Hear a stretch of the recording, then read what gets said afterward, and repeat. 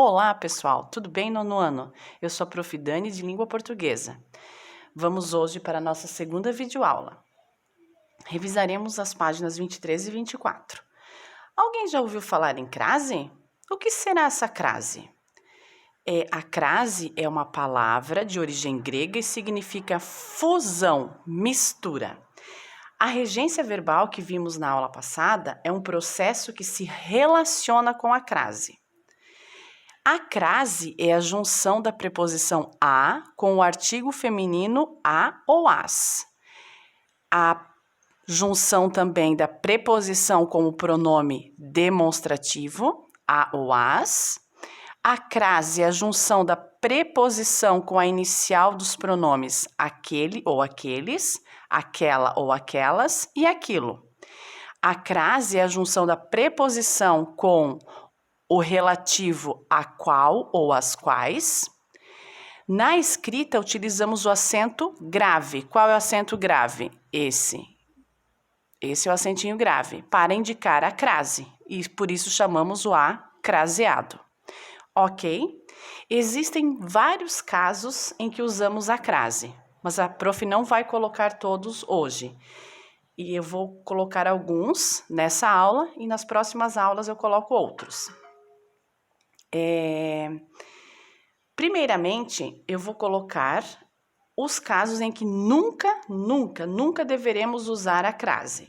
Não usamos crase em palavras masculinas, não usamos crase antes de pronomes, não usamos crase nunca antes de verbos, não usamos crase, antes de plural, de palavras no plural, não usamos crase entre palavras repetidas, não usamos crase antes dos dias da semana, antes de expressões futuras e antes da palavra distância. Nunca, nesses casos, usamos a crase, ok? Usamos a crase, sim, antes de palavras femininas. Por exemplo, aquele aluno está sempre atento à aula. Olha só. O A craseado é aquele atento à aula. Esse A é craseado por quê? Porque o verbo atento, ele já vem com a preposição obrigatória ali depois do verbo atento. Quem está atento a alguma coisa ou a alguém. Então, a aula feminina, palavra feminina. Ok, usamos a crase, beleza? Usamos a crase também antes da indicação de horas. Sempre antes de horas usamos crase. Por exemplo, iremos ao cinema às 15 horas. Esse antes do às 15 horas, usamos a crase, ok? Usamos a crase também quando você vai a algum lugar e volta daquele lugar. Quando você vai a algum lugar e volta de aquele lugar, né? Eu já vou explicar porque que tá meio confuso. Não existe crase, ó. Tem uma frase para vocês jamais esquecerem, até bom memorizar, para vocês conseguirem ter fazer essa relação, ó. Vou a, volto da, crase a. Vou a, volto de, crase para quê? Vou à Europa, volto da Europa. Ok, uso a crase. Vou a Roma, volto de Roma. Aqui não há crase.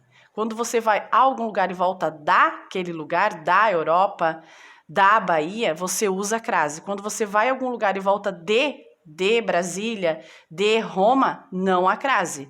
Vou à Bahia, volto da Bahia, usamos crase. Vou a Brasília, volto de Brasília, não usamos crase, ok?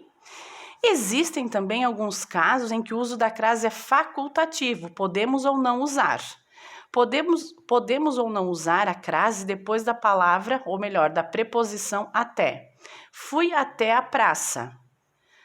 Esse antes ali, a praça, esse a, eu posso ou não usar a crase, é facultativo. Mais um exemplo. Antes de nomes femininos, eu posso ou não usar, por exemplo, nomes.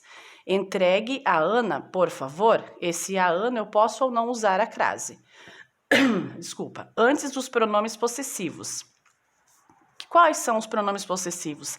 Aqueles que indicam posse, meu, teu, tua, nosso. Então, exemplo, mandou presentes de Natal à sua família.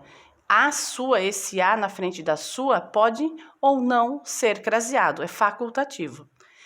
Lembre-se, que não se usa a crase antes da maior parte dos pronomes, ok? Lá na página 23, nós temos alguns exercícios. No exercício 7 diz assim: analise as frases a seguir e responda as questões. O texto, inicialmente, refere-se à música. A. Qual verbo antecede a crase? O verbo refere-se, ok? Analise a transitividade desse verbo. Lembram que na aula passada a prof explicou transitivo direto, intransitivo, transitivo indireto? O transitivo indireto é aquele verbo que contém no complemento a preposição, lembram? Então, olha só, como o verbo referir-se, ele vem com a presença obrigatória da preposição, ele é um verbo, é um transitivo indireto. Então, qual é a transitividade verbal do verbo referir? Refere-se? Ele é um verbo transitivo indireto, ok? Porque quem se refere a alguém ou a algo. Então, vem a preposição obrigatória. Justifique a utilização do acento grave nessa frase. Música é uma palavra feminina, ok. Temos a preposição a que vem, é obrigatória no verbo, então a mais o a igual a craseado, ok? Mais um exemplo aqui embaixo. O conceito de conservação da energia deveria obedecer à equivalência entre massa e energia. Que verbo antecede a crase? O verbo obedecer. Analise a transitividade desse verbo. Olha só, o verbo obedecer, quem obedece, obedece a alguém ou a alguma coisa. Palavra feminina, aqui, né? Se já vem a preposição obrigatória aqui, então ele é um verbo transitivo indireto. Justifique a utilização do acento grave nessa frase. É o mesmo caso que no exercício aqui em cima. Né? Temos o verbo obedecer, quem obedece, obedece a alguém ou a algo, e palavra feminina equivalência. A outra questão.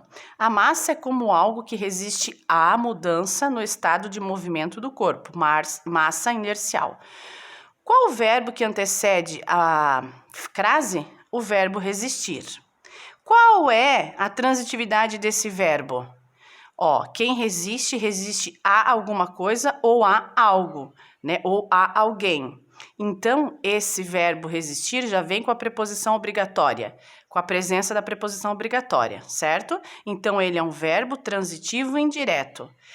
Ali na C, na folha atrás, para o prof não precisar virar, que é a mesma questão aqui, para justificar o uso do acento grave na frase. A mesma coisa que os demais, né? Que os acima. O verbo resiste, quem resiste a alguma coisa já vem com a presença obrigatória da crase. A mudança que o artigo, então somou a preposição mais o a artigo, virou o a craseado. Mudança a palavra feminina, usamos a crase. Pessoal, se ficou alguma dúvida, por favor, nós temos os nossos grupos de WhatsApp, pode mandar mensagem para a prof, ok? Até a próxima semana, se cuidem e até lá. Beijos!